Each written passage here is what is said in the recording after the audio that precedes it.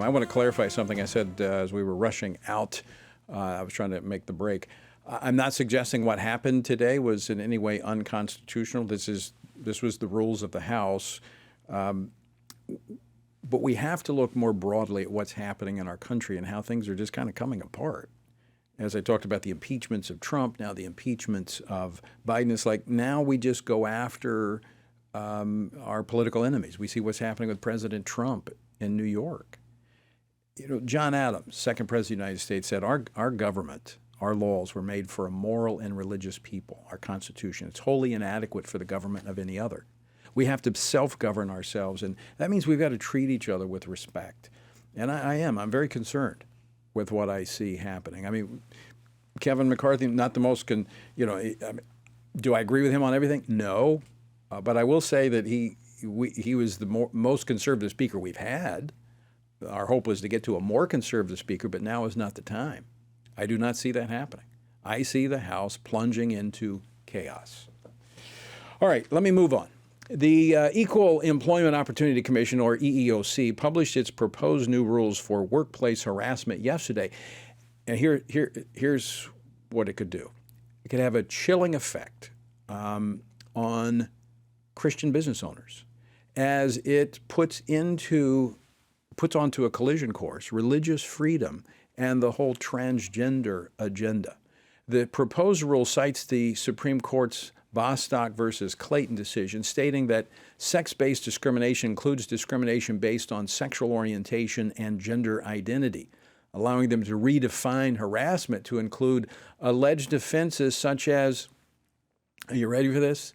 Not using someone's preferred pronouns, or preventing someone from using private spaces that do not match their biological sex.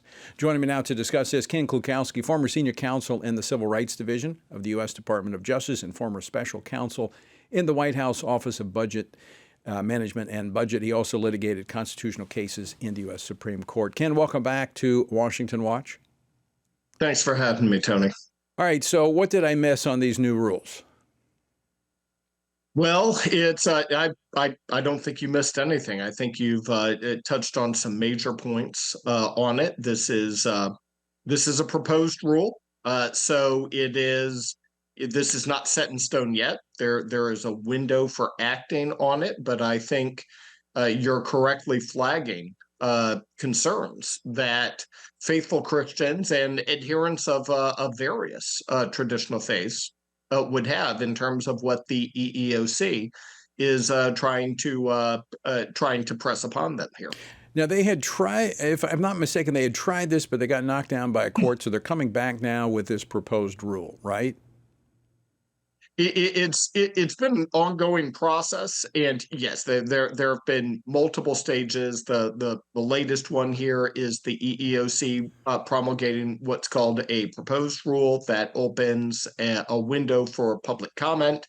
Then those comments have to be digested, they have to be examined, they have to be studied. For what are called substantial comments, the agency either needs to make changes or they need to create a written record as to why they think the concern is unfounded. And then after all that, that's when you get a final rule that actually takes effect. So I think the rule period, the comment period is between now and November the 1st, if I'm not mistaken.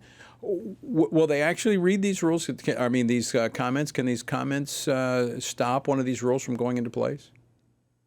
Great question. Really, comments, you can put them into two baskets that have different effects. One is the sheer number of comments, and of course you have a lot of listeners, and so our show today could have an impact on that. They are required to read every single rule. Now, many comments can be cut and paste, can be short, they aren't really saying much. The agency still doesn't know until they read it. So if they get 150,000 comments, 300,000 comments, they have to actually read through all those. Sometimes they hire staff in contract with people and stuff to actually accelerate that process. But that can take weeks or even months. It can take multiple months. Then you also have substantive comments. And understand a comment, like a substantive comment, might not be like a paragraph. It can be several pages. It can have some dense data included in it. And for those substantive comments, that's the second thing that can delay implementation, is that for substantive comments, the agency has to do more than read it. They need to articulate it in the record that they're acknowledging the substantive comment that they're looking at.